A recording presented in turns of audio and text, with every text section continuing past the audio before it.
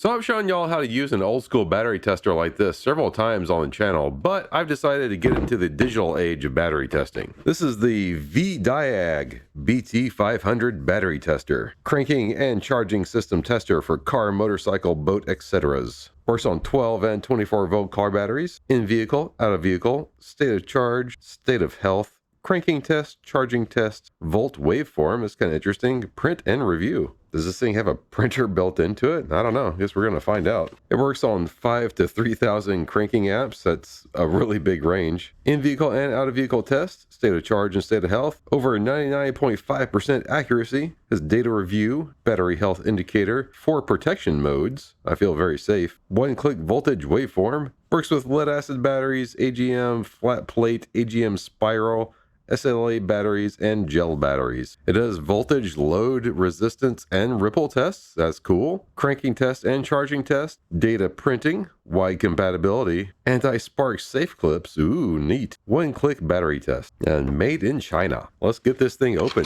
See what we got.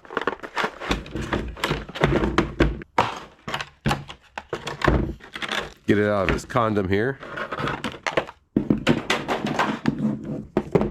Peel this nice little screen protector off. Looks nice and slick and shiny. It's not going to stay that way in the shop for very long. It's pretty lightweight material. No rubber on it at all for, you know, extra shock or grippiness. Got a little Velcro thingy around the cable. Yeah, these clips are kind of neat. They have like a little jaw inside and then just a little rounded thing on the other side. But the clips are nice and strong. The VDIAGTOOL BT500 battery tester adopts state-of-the-art conductance testing technology to easily, quickly, and accurately measure the actual cold cranking amps capability of the vehicle starter battery, state of health of the battery itself, and common fault of the vehicle starting system and charging system, which can help maintenance personnel to find the problem quickly and accurately, thus achieve quick vehicle repair. It features a battery test that analyzes the battery health status and calculate the cold cranking amps. The cranking test used to test and analyze the starting motor. That's kind of interesting. The charging test looks like it checks out your alternator. That's pretty neat. So this thing doesn't appear to have a battery of its own, but it did come with a little USB cable. So let's get it plugged in and see what happens. Okay, the thing boots right up once you get it plugged into the USB. It's got a beeping noise. That's always fun, huh? So I don't know if you guys can tell on camera, but depending on how you angle the screen, it kind of washes out a little bit. So hopefully it looks good on the camera. But let's go take a look at settings real quick. You can select your language. It's already on English. We need that. Your buzzer. You can have the buzzer on and off. Yep, see, no more buzzer. But, you know, I kind of like the beep. Let's leave the beep on. Equipment test. You can do a key test. If you think your keys are messing up, you know, you can go in here and click all your keys just to see if they're still working right or not. You got like a screen test. Okay, cool. You can see all those colors. And then you got an about section here. It shows you your software version and stuff, which you can actually upgrade the software in this guy. Of course, you have to hook it up to a computer and download VDIAG's software. Not really interested in doing that right now.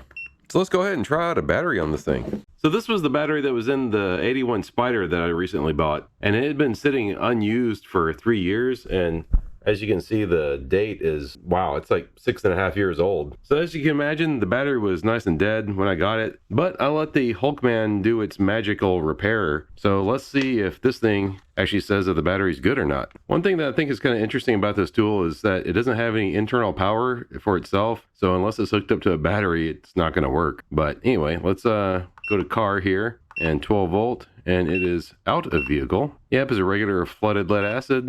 We'll select cold cranking apps as the standard, and let's bump that up to 700 because that's what it says the battery is. Press OK. Testing. Ooh, yeah, look at that. Even though the Hulkman over here was able to bring this battery back somewhat, it still says it's not so great. The voltage is reading 12.89, which that does indicate that the battery is fully charged, but this little guy is saying it only has a cold cranking amp rating of 438 amps, which is 62% of what it should be rated at. Oh, it's kind of cool. It shows you the internal resistance of the battery too. So yeah, state of charge is 100%. It's fully charged, but the health of it ain't so good. And you know what? We can compare that to the old carbon tester too. Let's see if the analog tester shows the same thing. So showing the voltage is pretty high. Well, let's hit this button and yeah, the cranking amps drop all the way down to 400. So that's kind of cool that it's basically giving you the same result as the digital one. But that digital one is way more capable than this thing. Let's check out some more of those functions. So one of the things that's cool about this guy is you can review previous tests. Like we can go back and see the last test that we did on this thing.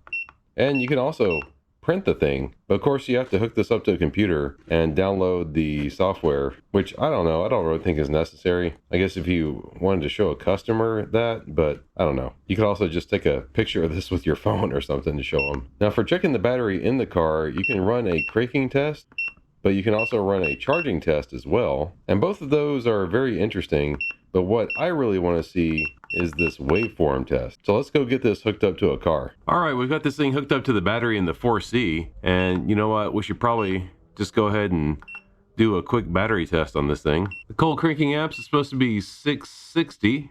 So hit okay with that. All right, it says good battery. It says it's fully charged, but it says the state of health is only 75%, which is a little disappointing because this battery isn't that old. Less than a year, really. But anyway, now let me go to the waveform thing here. You can see the current voltage, the max voltage, and min voltage. They're all the same because the battery's just sitting here. But let's crank the car over and see what we see. Hopefully it doesn't fall there.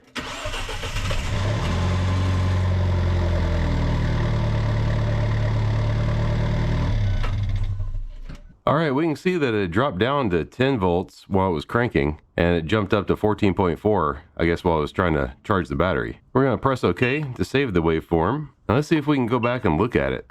This is kind of cool. It's playing back the waveform that it recorded a second ago. Yeah, that must be when I opened the door and the transmission pressurized itself. And then it cranked, and then it started, and then the alternator started charging. Yeah, that's cool. So cool. And that's when I turned the car back off. Yeah, I'm definitely impressed with this little thing. And I definitely like the fact that it saves the last thing that you did in non-volatile memory. So this thing was disconnected and of course powered itself off, but I can still pull up the waveform that we just did. And I think that's a little strange that it's calling it an Eve form. Did they make a typo when they were writing the firmware for this thing? That's kind of hilarious. But if I'm going to make any criticisms of this guy, it's definitely going to be that it needs to be able to fast forward or rewind like through this playback, or, you know, just get it hooked up and quickly do whatever test you're wanting to do. I also wish that you can maybe change how fastly it scrolls by. I kind of feel like it's going a little too fast. Also, if you could set the scale on this thing, it would be really cool. Just going from 0 to 18,